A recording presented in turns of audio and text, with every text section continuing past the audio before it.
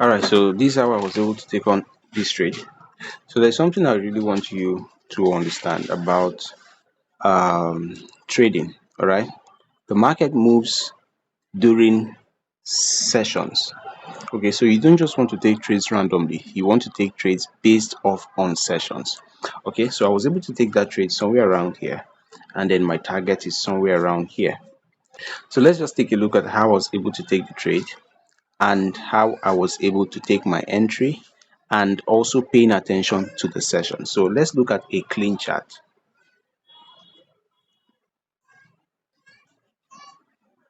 Okay, first of all, I noticed that there was a breakout.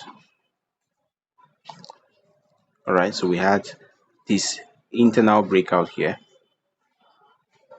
and then we had a major breakout here. All right, so we had the break of structure right there. So what I'm expecting particularly is for the market to make a push downwards. So we had the breakouts right there. So we had a push downwards, and then we started to make that push to the upside. Okay, in this case, I'm looking forward to taking a buy. Okay, so this morning here is sessions. Okay, so this is the session that started by 8 o'clock London session. Okay, so what I was looking out for was this area.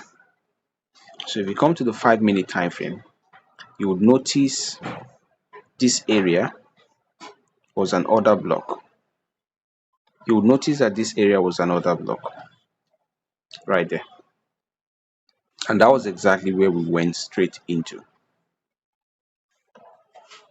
So we went straight down into that area at almost 8 o'clock or after 8 o'clock. I think this happened at 9 o'clock, 9:25. So we had a very strong push. We had a strong push right there, and then we had a push downwards, and then we continued upwards. Now, what I want you to pay attention to is the session. Okay, you see that strong movements happen around 8 o'clock in the morning. So we have strong market movements occurring. If you go back in time, you would see strong market movements occurring at London session. So you see this is London session, and we had a strong push downwards here. Okay, so that always happens during the London session. The London session is a session where the market moves quite well. So we had the same thing here. We see strong push, strong market movements right there. We also have strong market movements during the New York session. All right. So I was able to take on that trade after liquidity here was taken. Now the question is, where was the liquidity? Here's the liquidity.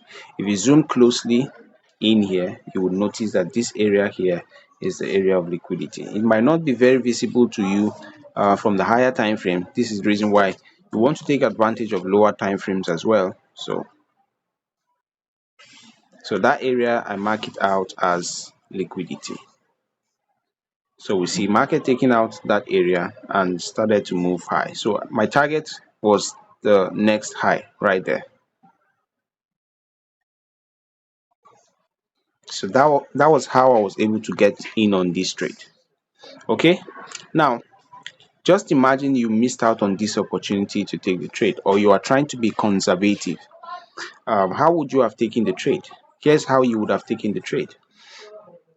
So we had this area here, which I'll call a BPR, or yeah, a fair value gap. Yeah, you could call it a fair value gap. A BPR is a fair value gap on two sides. So we have a fair value gap right here. We also have a fair value gap right here, and this is called a BPR. Okay, so we have a BPR there.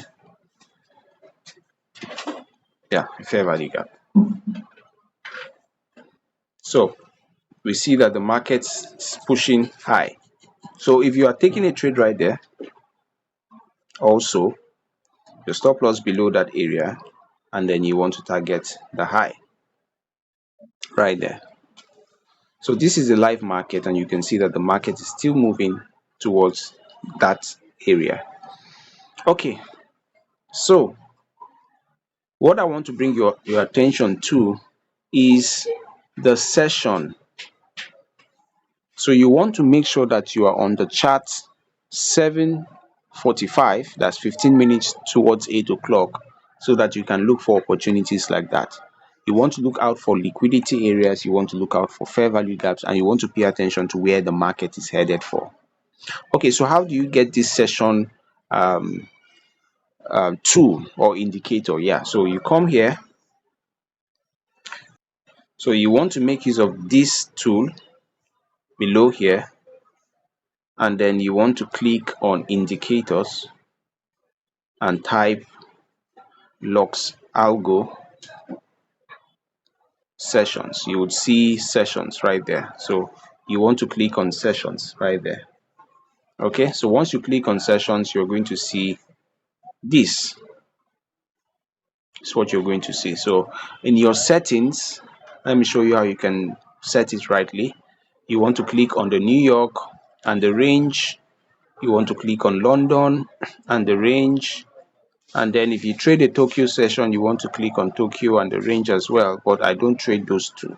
But just in case you trade the Tokyo session, you can click on that. And then you want to click on OK.